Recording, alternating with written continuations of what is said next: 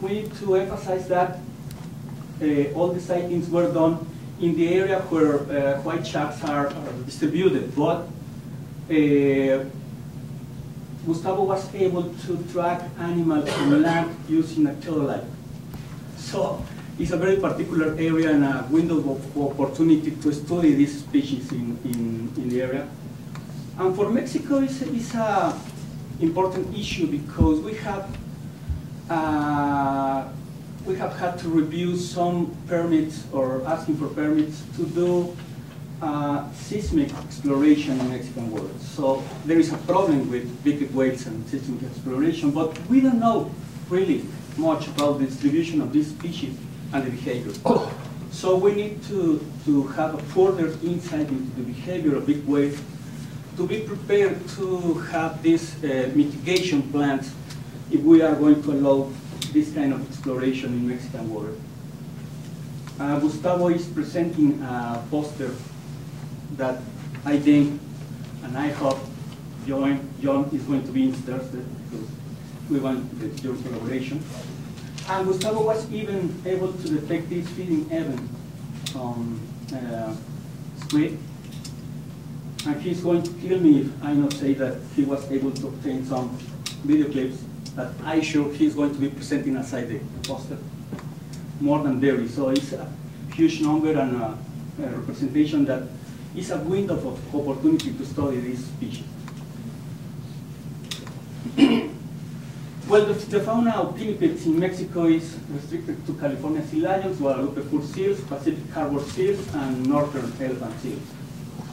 And by far, California sea lion is the best studied species, mainly for the contribution of David Aureoles, that is a researcher at La Paz in Baja California Sur. We need to say that the last complete census of California sea lion occurred years ago, but due to the increasing number of interactions with fisheries and other human activities, we presume that the population of sea lions is increasing in Mexican waters. So there is not a problem except that we need to solve this interaction with fisheries that even at some places, for example, Margarita Island in Baja California Sur, are killing sea lions with guns because are broken nets or fishing gears. No? It's an issue to take into account. But in recent years, the genetic studies on pinnipeds and sea lions have increased, and is the main issue that is being studied right now by CICESE and the University of California in Ensenada.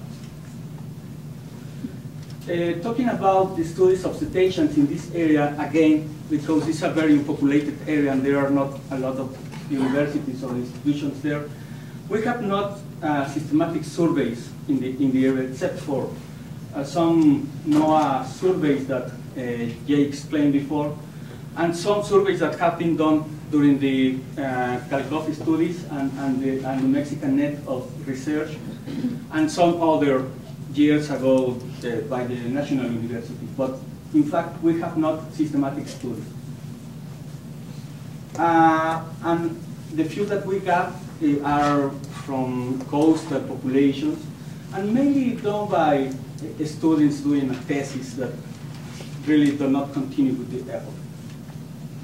However, we need to say that the bottlenose dolphins are right now in Mexico in the center of the debate because they are used for aquatic activities in aquariums and all along the coast of Mexico. So it's a problem because, as Jay say and Dave say, really the local populations are low. And if we use the PBR criteria, there are not windows to bring permits to capture dolphins. However, the agencies asking for the captures are pushing very hard. So we need really to understand the structure of the populations along Mexican coast, and it's another window of opportunity to study the species. Talking about regional threats, we identified three main threats. That is incidental catches in drift nets, the development of new urban, industrial, and commercial facilities, and whale watching demand. in the coast of northern Mexico, there is a well-established fisheries for shark and bill fishes. And they use these very, very long drift nets. And out of there is now a discussion to regulate these fisheries. And in fact, they use only the waters 25 nautical miles away from the coast. There is still some indication that there are a number of cetaceans distributed in these waters, farther than 25. So we need to increase the effort to understand if there is a lot of bycatches there that can affect the population.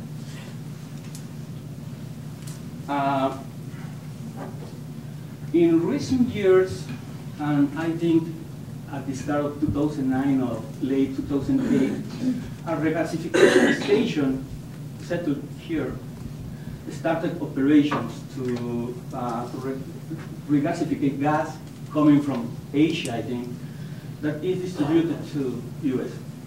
So the gas is carried in these big cargo ships. That could be a problem with cetaceans distributed there, specifically with ship strikes. Because we don't know really nothing about the distribution of cetaceans there. We need to establish a baseline to know if the maritime routes are established well in order to avoid, as possible, potential ship strikes. In addition to, in support the cargo managed in the Los Angeles area, there is a project to establish a commercial harbor here in Punta Colony. And it needs a lot of more maritime traffic of big cargo boats. So there is a project right now, and we are in discussions with the government of Baja California to establish a baseline project to understand the distribution of cetaceans in that place. In addition to, we have this project that was in put during the administration of Vicente Fox, that is nautical stepped. There are really a number of harbors, touristic harbors along the coast of Mexico that right now are going to be bring to particular ones, so it can increase also the number of boats. Okay. So it's important really to establish baseline studies to understand this distribution.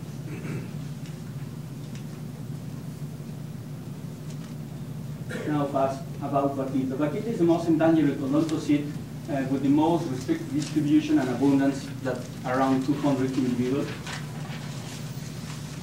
In the period 1970 to 2007, we applied passive acoustics to try to understand habitat use and distribution of vaquita.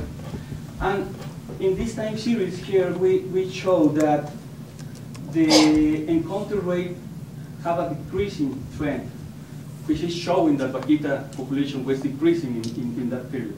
In addition to, we realized that the distribution of vaquita is very tiny, only restricted to this portion of the upper Gulf of California, in comparison here with the entire Gulf of California. Information detonated the current actions of the Mexican government to recover the species. But because the population right now is so tiny,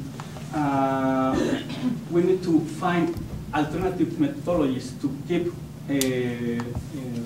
studying the species and monitoring the species.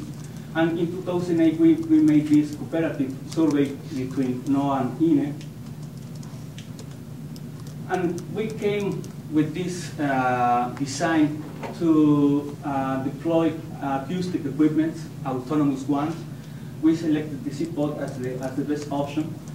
And in this year, we are going to do the pilot study to establish this network, just researching on the best option to deploy or to anchor the equipment in the bottom and avoid theft or losing due to oceanographic conditions.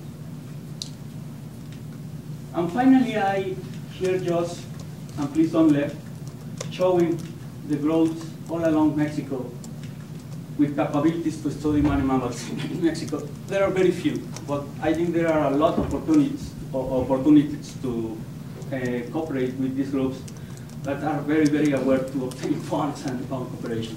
Thank you.